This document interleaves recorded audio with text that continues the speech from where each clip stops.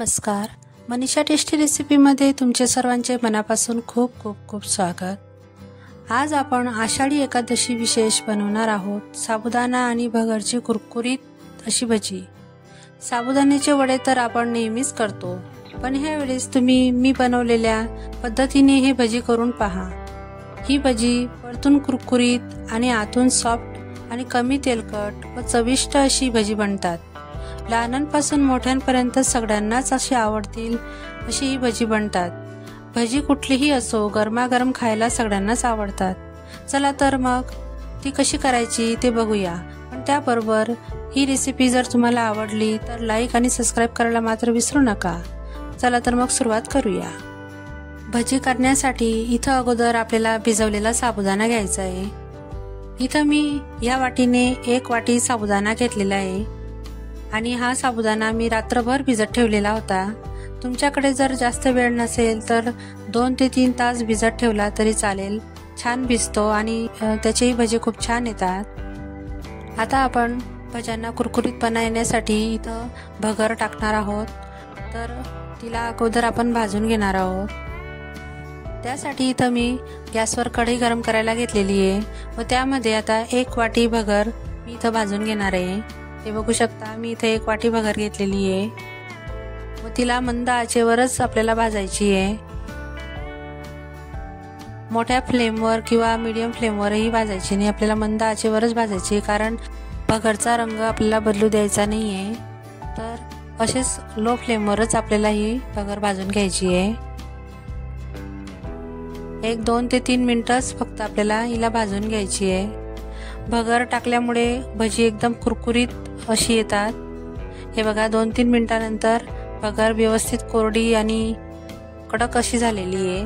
आता मी ही भगर काढून घेणार आहे. भगर व्यवस्थित भाजल्या गेल्यानंतर आपण तिला काढून घेणार आहोत आणि व्यवस्थित थंड करून घेणार आहोत. हे बघू शकता, आता भगर व्यवस्थित थंड झालेली आहे आणि आता मी हिला मिक्सरच्या जारमध्ये काढून घेणार आहे व तिला व्यवस्थित बारीक करून त्याची पावडर बनवून घ्यायची आपल्याला. हे बघा, मी आता मिक्सरच्या जारमध्ये काढून घेतलेली व तिची आता आपण बारीक पावडर बनवून घेणार आहोत. हे बघा, इथं मी बारीक पावडर करून घेतलेली भगरची.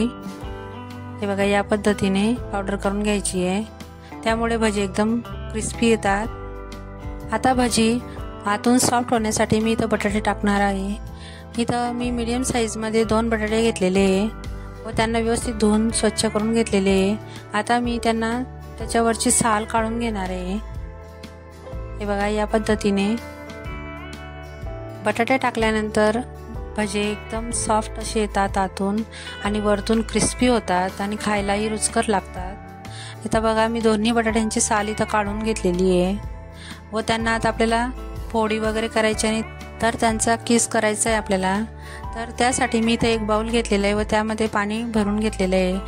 आता आपण दोन्ही बटाटे यामध्ये असे किसून घेणार आहोत.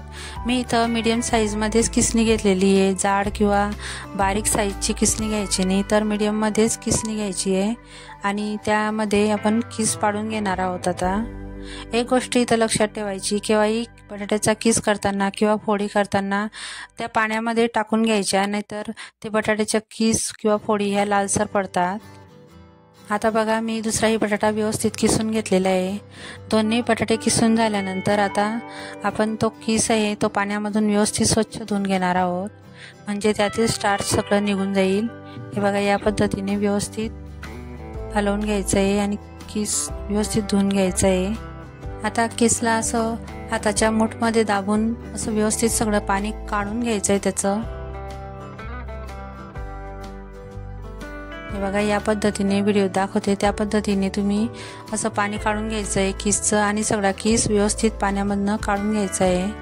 मूठ दाबतच ते पाणी सगळं काढायचं आहे, थोडंही पाणी राहू द्यायचं नाही आहे. हे बघा, या पद्धतीने. आता आपण भजे करण्यासाठीचे साहित्य बघूया.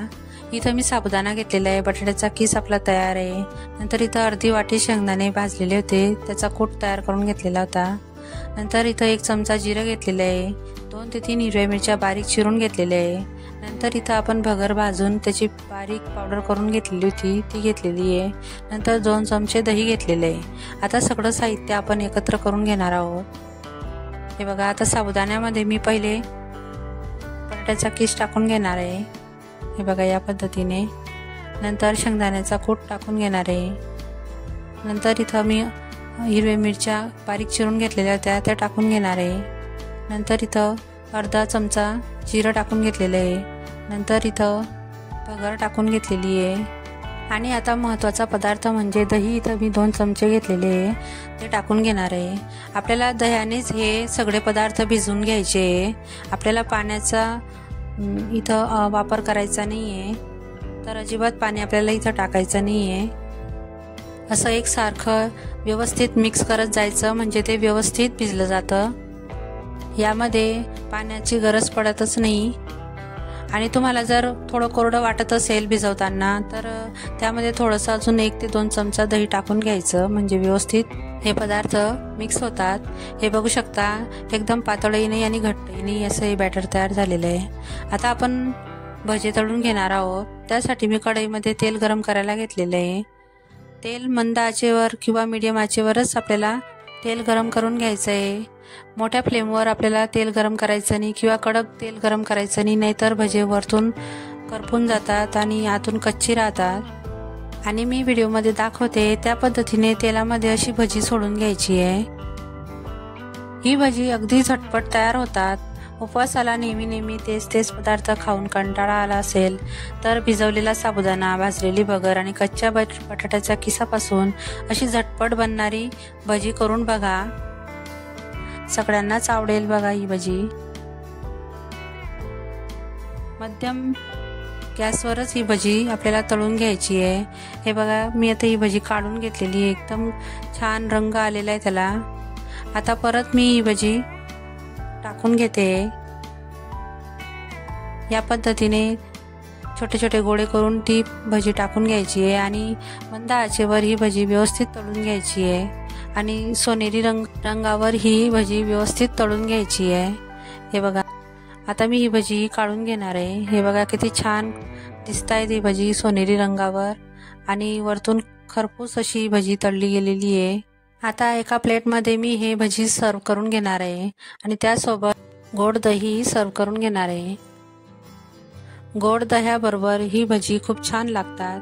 आणि त्याबरोबर मी ह्या हिरव्या मिरच्याही तळून घेतलेल्या होत्या, त्याही मी इथं ठेवून घेणार आहे. कारण भज्यांबरोबर मिरच्या खाल्ल्या तर खूप छान लागतात आणि गोड दह्याबरोबर तर अप्रतिम लागतात. त्यावर मी थोडंसं मीठ टाकून घेतलेलं आहे आणि मी तुम्हाला आता एक भजा तोडून दाखवते. हे बघा, एकदम वरतून कुरकुरीत आणि आतमध्ये एकदम सॉफ्ट अशी आपली भजी तयार झालेली आहे. हे बघू शकता. आता येणाऱ्या आषाढी एकादशीला ही साबुदाणा भगरची भजी करून बघा आणि मला कमेंट करून नक्की सांगा कशी झाली ते. सगळ्यांना आवडतील, लहानांपासून मोठ्यांपर्यंत सगळेही आवडीने खातील. तुम्हाला ही रेसिपी कशी वाटली ते मला कमेंट करून नक्की सांगा आणि आवडल्यास लाईक करा, शेअर करा आणि सबस्क्राईब करायला मात्र विसरू नका. चला तर मग पुन्हा भेटूया अशाच एक नवीन रेसिपीसोबत. तोपर्यंत मस्त खा आणि स्वस्त राहा.